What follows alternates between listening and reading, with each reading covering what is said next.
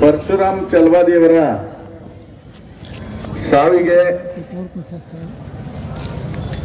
ಸಂವಿಧಾನಬದ್ಧವಾದಂತ ನ್ಯಾಯ ಕೇಳಲಿಕ್ಕೆ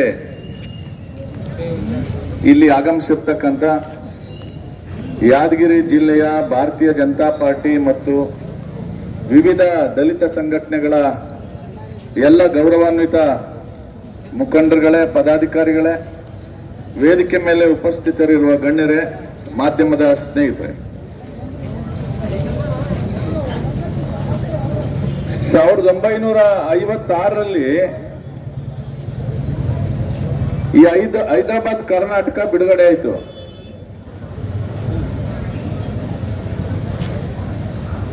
ಇಲ್ಲಿದ್ದಂತ ಏನವರು ಹೈದರಾಬಾದ್ ನಿಜಾಮರನ್ನ ಸರ್ದಾರ್ ವಲ್ಲಭಾಯ್ ಪಟೇಲ್ ನೇತೃತ್ವದ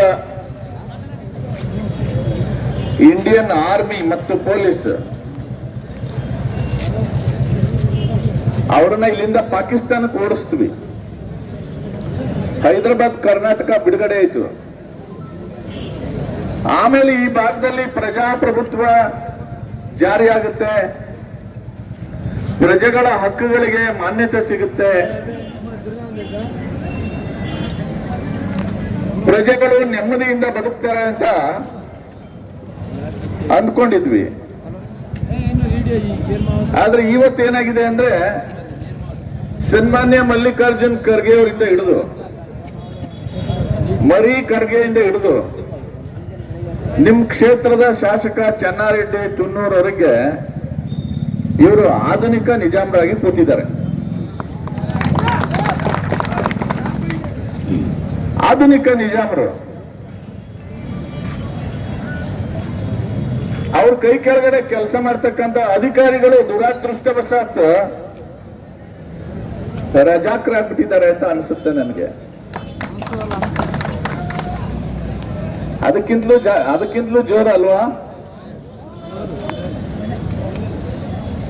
ಸೊ ನಾನು ಚೆನ್ನಾರೆಡ್ಡಿ ಅವರಿಗೆ ಅವರು ಶಾಸಕರಾಗಿರೋದ್ರಿಂದ ಬಹಳ ಗೌರವ ಕೊಟ್ಟು ಇಲ್ಲಿಂದ ಮನವಿ ಮಾಡ್ತೀನಿ. ಈಗ ಸದ್ಯಕ್ಕೆ ರೈಟ್ ನಾವು ಹೋಮ್ ಮಿನಿಸ್ಟರ್ ಮನೇಲಿ ಇದ್ದಾರೆ ಅಂತ ಟಿವಿಲಿ ಬರ್ತಾ ಇದೆ.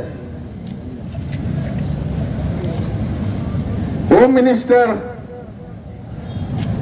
ದಲಿತ ಸಮಾಜಕ್ಕೆ ಸೇರಿದಂತವರು ಡಾಕ್ಟರ್ ಪರಮೇಶ್ವರು ಸ್ಪೀಕರ್ ಅನುಮತಿ ತಗೊಂಡು ಡಿಜಿಪಿನ ಕರೆದು ತನ್ನೂರ್ ಅವ್ರನ್ನ ನಿಮ್ ಮನೇಲೆ ಬಂಧಿಸಿ ನೋಡೋಣ ತಾಕತ್ತಿದ್ರೆ ನಿಮ್ಗೆ. ಇಡೀ ರಾಜ್ಯದ ದಲಿತರಿಗೆ ಒಂದು ಸಂದೇಶ ಹೋಗುತ್ತೆ, ಬಂಧಿಸಿ ನೀವು.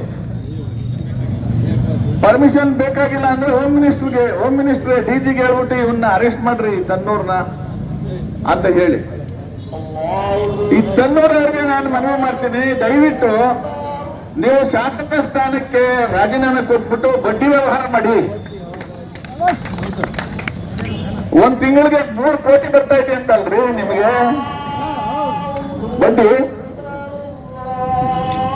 ಬಡ್ಡಿ ಮಕ್ಕಳು. ನೀವು ಬಡ್ಡಿ ವ್ಯವಹಾರ ಮಾಡೋರ್ನ ನಾನು ಬಡ್ಡಿ ಮಕ್ಕಳು ಅಂತೀನಿ. ಸೊ ಬಡ್ಡಿ ವ್ಯವಹಾರ ಮಾಡ್ರಿ.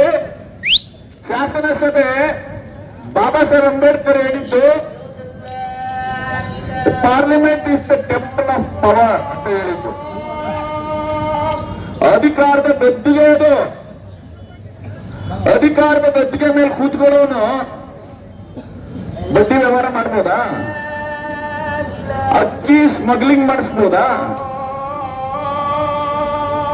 ಮಟ್ಕ ಆಡಿಸ್ಬೋದಾ? ಸೊ ಇದನ್ನೆಲ್ಲ ಮಾಡ್ತಾ ಇರುವಂತಹ ಚೆನ್ನಾರೆಡ್ಡಿ ತುನ್ನೂರ್ ಅವರಿಗೆ ಮತ್ತು ಅವರ ಸುಪುತ್ರ ಅಲ್ಲ,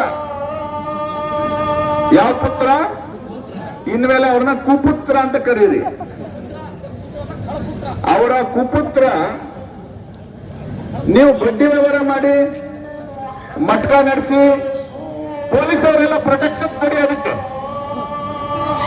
ಯೂನಿಫಾರ್ಮ್ ಹಾಕೊಂಡು ಪ್ರೊಟೆಕ್ಷನ್ ಕೊಡಿ ಮಟ್ಕ ಹಾಕ್ಸೋದಕ್ಕೆ. ಈ ಸ್ಥಿತಿ ಇದೆಯಲ್ಲ, ಸ್ಥಿತಿನ ನೋಡಿ ನಾನು ಹೇಳೋದು, ಇಲ್ಲಿನ ರಾಜಕಾರಣಿಗಳು